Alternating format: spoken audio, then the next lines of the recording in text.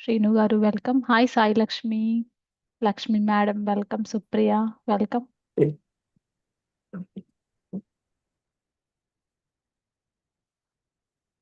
Okay, we can start the session. Hello, everyone. Namaste. Welcome to the session. And today we have a wonderful guest. Lakshmi Madam is with us to share our knowledge and life cycles, how it's related to meditation and life. So, Madam has shared a couple of sessions, more than couple of sessions in our platform, and she's with us again, like today, to share her wisdom with us. So, thank you, Lakshmi Madam, for your time and commitment. Yeah, please take over it. Yeah. Namaste, and thank you for giving me this opportunity. And according to Osho Master, so everyone is neither equal nor high or nor low. We are all unique by ourselves. So we are all learning from each other. So in that process, today's my share. Thank you again, once everyone. So I feel that we all gain knowledge through different sources, either podcasts, social media, or scriptures, or through our elders, or through science, and many other forms of learning. We also learn knowledge through different perspectives. Each one will say in a differently. Some may describe it through a conscious mind, some may describe it through subconscious mind, some may talk about inner child, and some say quantum physics, and some others says observer effects in quantum physics again, and some say astrology, some says karma, and so on and so forth, right? So these are all, we all learn from different way. For example, if we talk about in a different way, we can, if we take a mango, right? Some say mango is very sweet. Some say it is yellow, right? In a similar way, some other says orangish yellow. So some may say it's green, and some others say it is a tangy or sour. But from where all these perspectives are coming? And how these knowledge and different perspectives and uh, different kinds of knowledge help us. So for example, knowledge is something like a camera.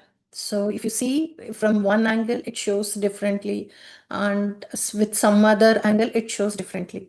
But if you say, however, no knowledge is complete without an experience.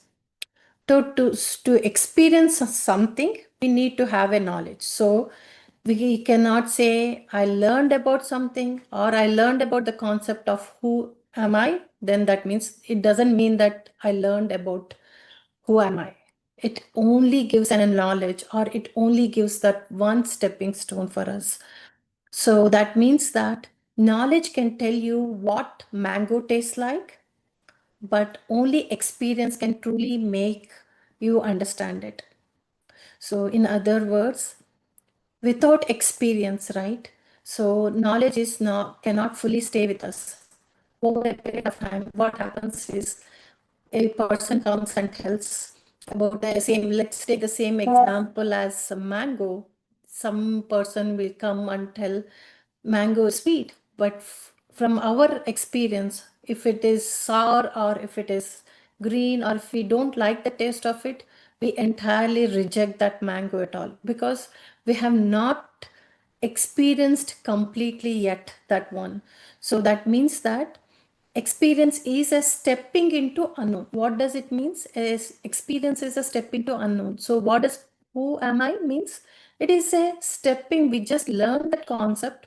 We just thought about that concept, but we are stepping into it. So without understanding it, something unknown. We never experienced this. Who am I before? So that is what we are experiencing it. So let us take that mango example again, right? So a person may expect the mango to be sweet, but instead, if he finds a sour, or again that kind of a juicy or something else which he does not take, then there is a chance of him to discontinue it. So he'll say like, oh, this does not work, or this it will has bad taste of it. That lady, whoever is talking about the mango, she don't have any taste, or her taste and my taste doesn't match. This kind of a thought process comes in, so there is a disagreement of the knowledge. So there is a possibility of disagreement of knowledge at that point of time. If a person who is well developed mind through meditation, other things, they can receive it in a different perspective. Thinks that, hey, that person might like that mango. Maybe I never experienced it as much as they have experienced it. So for me, it is different. So that kind of a perspectives come up. So, however, by continuing the experience of different kinds of mangoes. But if the person continues the different kinds of mangoes over a period of time, then there is a possibility that person may eventually discover the right fruit by looking at the color of it, by looking at the texture of it, by looking at the smell of it itself. That person can tell that the how good that mango is. That means that his experience has grown up. So if you take in a body, it is like if in the mind everything, all the knowledge bank is there, but your body is the truly which experiences it. So that means that over a period of time, a repeated experience or the iterations of experience can become expertise. So once something becomes expertise, then it starts becoming more mechanical or autopilot, or we can say effortless. So if we see, we we think, if we think in a different way, maybe we have learned our breathing technique in such a way that it became so autopilot for us. So we can also say in the other way that, so sometimes whatever may be the situation, you end up, some people will say, hey, my mind works when it is it is very critical timings. Those timings I always end up getting like this. So why they say like this? Because that is iterations of your experiences, so that makes them expertise in that particular way. So we can say that that is called that the completion of the knowledge. So we can say that knowledge belongs to a conscious mind, whereas the expertise belong to subconscious mind. So during the phase of the experience, right, we go through several iterations, like again and again, before we reaching a level where we can perform something autopilot. Like for example, many ladies will know this. Like sometimes our moms will say, like, how did you make this dal so good? They say that I don't know how much I added salt or this. Just that becomes an autopilot, right? So this holds good in everything in our life. So once this autopilot happens, we naturally begin to rediscover something new. So what happens once that life cycle will complete? So once we learn how to autopilot, we try to learn something. We get bored of that. So we try to learn something new, and the new life cycle starts. So this is like a constant upgrade of ourselves, or we always upgrade ourselves. So that's why we see many masters, many saints, many sages, there are different levels. Some people, even in a regular materialistic, like if you see in a school, right, some kids can perform at 50-60%. Some other kid can perform at 90%, because that iterations or that knowledge, that particular play, that emotions, they got mastered into it. So whenever there is a disconnect between the knowledge and the iterations of experiences, then we feel that it is pain, suffering, tensions, all those comes up. So this also helps us. Understanding this life cycle will also help us mentally, physically, and spiritually. This cycle gives that knowledge, experience, and repetitive iterations and expertise forms the complete life cycle of mind, body, and soul. So, the mind, body, and soul, no matter whatever the name you give it, so it only follows this life cycle way.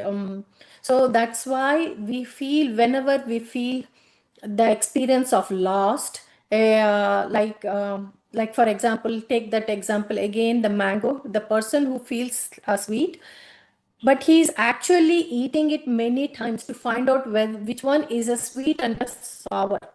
So that kind of a observation, that kind of an experience help a person to develop and identify which is a right mango, right? In the same way, which is a right emotions for us, we have to go through the same experiences. But again, gaining the knowledge is one thing, but learning and experiencing is the maximum that we make it. So sometimes even I wonder, like, maybe that could be the reason our mind is smaller than the body, because body knows the law, it holds a lot of experiences. For example, the gut, they say it holds the people will talk about, I know it because my gut is saying that, so there are plenty of people talks about this. So this is coming from the same thing. So that's so these are the ones that I wanted to relate to the mind, body, and soul. So we can say that mind acts as a consciousness. Like if we want to relate in little bit more, we can say that mind act as a consciousness or the knowledge bank, while the body itself goes to the experience, that is called subconscious mind. So consciousness is like a knowledge, subconsciousness we can say as an experience, and inner child is or a pain or a failure that is stored within us from past experiences. Even in astrology also, they say Mercury is related to to the knowledge, whereas the Jupiter is related to wisdom. So in karma, how does they say? Unresolved patterns may simply means that we have not completed the cycle, or we have not completed the lessons of knowledge or experiences. This is all comes under the repetitive iterations under the karma, in prayer, we consciously go and request God something, thinking that God is outside us. In meditation, we constantly try to look inwards and we try to upgrade, again, iterations. So ultimately, what we see in mind, body, and soul, or in anything, is that the knowledge, experience, iterations, then expertise, then becomes autopilot. Once that cycle is completed, then we again rediscovery and growth. So this is the simple way of explaining everything. So yeah, so that's about. I would like to emphasize on that. So anything, if you would like to talk, please let me know. Sorry. Sorry, Lakshmi Garu. I had dropped from the other one because my internet. I lost the internet and I was thinking that did I lost the session or what? But thank you so much for this wonderful session. Only at the end I got dropped.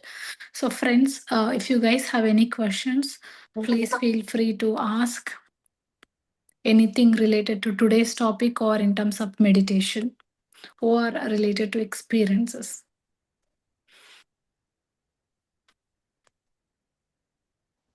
Yeah, also you can share your own knowledge, the more you know, we share the knowledge, the more iterations we are doing it. So yeah. Yeah. Yeah, I think So the more that's iterations we go ahead. recognize patterns. Yeah. Yes, go ahead, sir. No, no, I think I can correlate with that because it's very practical. Uh, and thank you, ma'am. I think it's very helpful. The only one thing which I feel during Yeah. the meditation, right?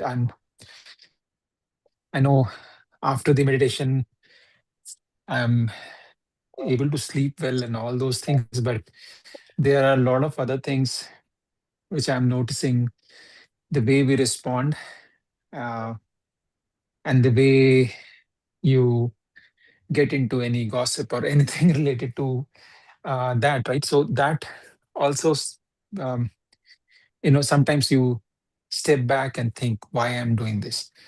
Earlier, you are not, we were not, I mean, I was not thinking about that. So that's one change which is happening. I think that because there are always all types of people around you, right? People who give energy, people who take your energy. Um, I think sometimes we overthink, and I'm an overthinker in terms of like what other person will be thinking, how the other person is perceiving about it. So I think my question is, how do you think? I know I'm experiencing it right now, but how does meditation help to, cover that phase or cover that part of your nature? What's your experience? Yeah. So, yeah. So in actually in during the you have rightly said, like, you're consciously catching whenever the emotions are going out of the order, because the emotions are also called, they are addictives, right? So those emotions, we consciously look into it whenever how we are responding. So the moment, in like few days back, when someone is angry or when someone is gossiping, you were responding differently than what you are right now, because if you have not experienced differently, you would have not asked this question.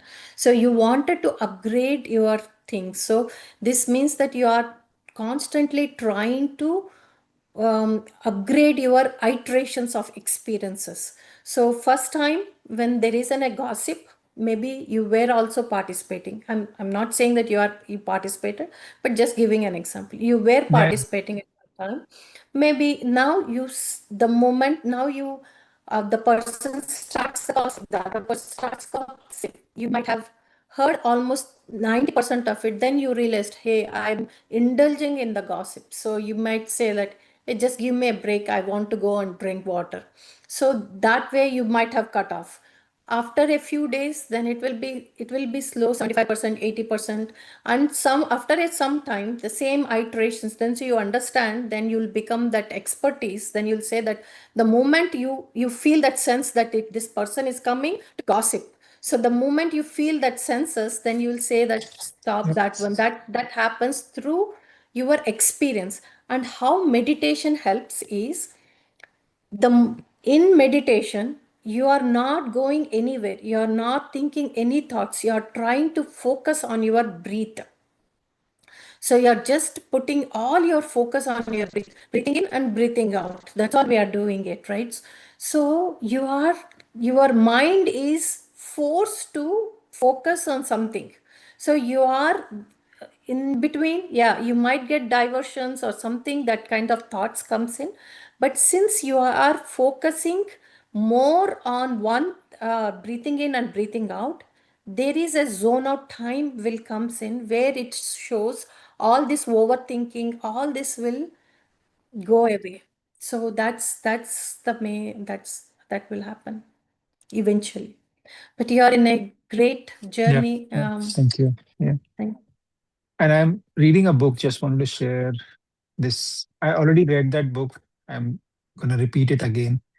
This is by a Japanese author called Kishimi. And this, yeah, The Courage to be Disliked. And the book is about, it's not about meditation, but it's about thinking way of living. differently, right? Thinking differently. And it's based on a Yeah, psychologist who was like yeah, in 1900 centuries, right? Suppose couple of things we can always, um, it's a challenging book because it challenges your core beliefs. A lot of those things which we think about, for example, all problems are interpersonal problems, and how we can sort out um, life differently. Um, because we have always been told, one example is that, oh, don't focus on yourself. You have to focus on community and everything. But they say that, no, no, no, focus on inner self and focus on yourself first. So there are a lot of things which I would say as I can correlate now that I'm listening to all that conversations as well. So Yeah, that's awesome. I think so. It is 80, the people who live there are mostly 80 years and above, and they talk about the. Yeah, so true. Even Osh also mentioned like be selfish. So I first time when I heard, like I was shocked. Be selfish. So, but later I understood that we have to go take care of ourselves first, and we have to say no to so many things. We used to feel that if we say no, others might get hurt, but in that process we are getting hurt. So yeah, so true. Thank you for sharing. Thank you, Ankurji. Thank you, Lakshmi Garu. So, Supriya, please go ahead. Unmute Hello, yourself. hello, ma'am. I have a question about like sometimes in life challenges come in difficult times. If some people say something and I'm trying to forgive them, also I forgive them, but still the same whatever they said, they're coming to my thought. Because sometimes again the same scenario situation coming, like they're saying something or said something about me, like in front of me they're demotivating. Even though I'm trying to forgive, but always that things are coming to my mind. How I'll divert my mind not thinking about that things and persons. Right. What they actually forgiveness here means, it is not forgiving them, it is forgiving your memories. How we say it is like, right? So all we are attracting. So the universe, whatever we ask, the universe, the expectation is that universe will serve us. Universe is like our mother, right? So whatever we ask, we get that serving. So there is in the down the line, maybe through our past lives or through our the way how our society raised us, or Mhm, many things, right? We being a selfish was not a right before, right? So until, so these are all coming from our past life. So whatever happens, right? So you are not forgiving the other person or anything, you are forgiving your own memories, and you are let going, you are asking during the meditation, set up an intention saying that whatever that memories that are coming here, say sorry to those memories and let it go. Once they you let go those memories, and in the meditation you will attract the new memories. So what happens is you are attracting a new mind to your body. So once that happens, then these ones will go away, but don't think it will take that long. So the again mhm, when it's talking about this one, don't think it will take that long. So all that it needs it one step, saying that I'm going to, no matter whatever how that person responds or how that person acts, first of all I'm going to forgive my memories related in and around it. So I forgive my memories. So and second, I'm let going those memories. I'm sorry for the memories that I have created before. Now mhm. my new thoughts, my thoughts should, I'm changing my thoughts. My thoughts will bring me honor, peace, joy. So those kind of things. And you keep repeating that to yourself. Do this intentionally for 20 and 20, around that days, 20, 21 days. You see the difference. You will understand how to react. You will, and first and foremost thing in this universe, that's what I have been told by to me, I'm not alone, and so do you.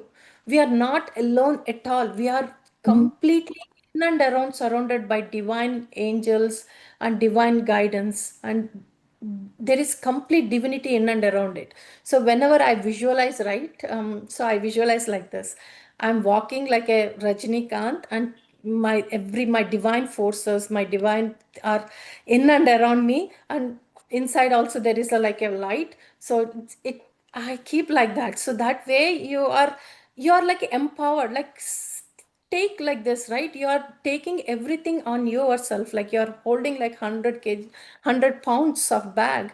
It's heavy right now. Let go. Yeah. Ask your divine help. how do that person comes in front of you, how do I respond to that person? Ask Yes. and just keep that mind calm. First thought that comes in, that is the thought that is given by your divine guidance. So that is the, believe in that. Do not believe the second one. The second one will always come with the critical mind and from our ego. But the first one, after you do that meditation, that first thought comes in, it will help you. So whenever that kind of situation is there, it is okay not to react. And at that time, do that meditation. Think that, ask, close your eyes and ask your divine guidance from divine angels, divine. So think, then it will, you will see the difference. You will understand how to respond to them. In the meantime, do that, forgive your the thoughts that are no longer serving you. Yeah. Like So I Lakshmi, can. yeah, I think one subsequent question, because what Supriya is also saying, a lot of us face that. But and my understanding is that Supriya is, Yeah. and what I am learning, that if someone says you something, that doesn't mean that I will not set boundary. That okay, you cannot say this to me. I mean, meditation doesn't say that you are, oh, just keep silent and you don't respond or do anything at all. In my opinion, it's Yeah. not, it's setting the boundary, but in not in a very, in a way which is not, you're not hurting the others as well, but you still have to calmly set that boundary with the other person, Yeah. that Yeah. you cannot do this to me, but you are saying not in a shouting voice and something like that. Yeah. Yeah. Yeah, Thank you. Thank you so much. I mean, And that's that. what I think. Yeah. Sorry to interrupt. And the meditation I can do anytime between the daytime or night, anytime, right? Yes, anytime.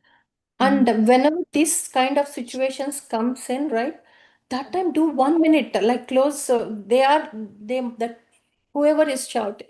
So sometimes even my children shout at me. So it's no big deal. So they will be shouting. Then that minute I'll be closing my eyes. I'm almost getting zoning out. So I'm asking in internally, I'm asking my guides how to respond to this. So exactly that our body, our experience will tell us how to respond to that. So, and our divine guidance will help us. So that is exactly, that's my suggestion. And how to set the boundaries, it is like you yourself talk to yourself. I'm giving the respect, I'm receiving the respect, or I'm from that person or something else, whatever. I'm receiving some money, or I'm, so that kind of a board, you should feel it. So just like if you put a scent of a rose, then you get the rose smell, right? So the boundaries, if you set inside yourself, even without telling, other person will say, will know that uh, the boundaries. I'll give you one example. When you are going to a party, right, you will dress up very well, and you look into the mirror for several times and think that, hey, I'm looking so beautiful right now in this dress, in this attire. And the moment you come out, someone will definitely will say, hey, you are looking good, you are looking pretty in this dress. So where did you, they'll talk about this dress, right? When one particular dress, when you thought for 4 or 5 times you are looking so beautiful, and you said to yourself in that mirror saying that I look beautiful, and people are saying that you are beautiful, imagine you setting boundaries inside yourself, then people will honor that boundaries. They'll, you don't need to tell about any boundaries at all. They will automatically get. So I don't know, I have taken more time, I'm sorry. Yeah, Thank you. Thank you, Ankur ji. Thank you, yeah, Lakshmi ma'am. thank you, Thank you Lakshmi. so much. Thank you. Yeah, wonderful. Thank you, Lakshmi Madam. Thank you, Ankurji, for bringing up the valid points. And thank you, Supriya. I think we are perfectly on time. Lakshmi Madam, thank you so much for your time and wisdom, Madam. Whenever Thank you you. come, you bring up so much energies and wisdom also. Thank you so much for your time and wisdom. Thank you, and so do you. Thank you. All right, friends, everyone, let's get ready for the meditation. So today is a bit challenging. I lost the internet, so I'm trying to share it from my phone.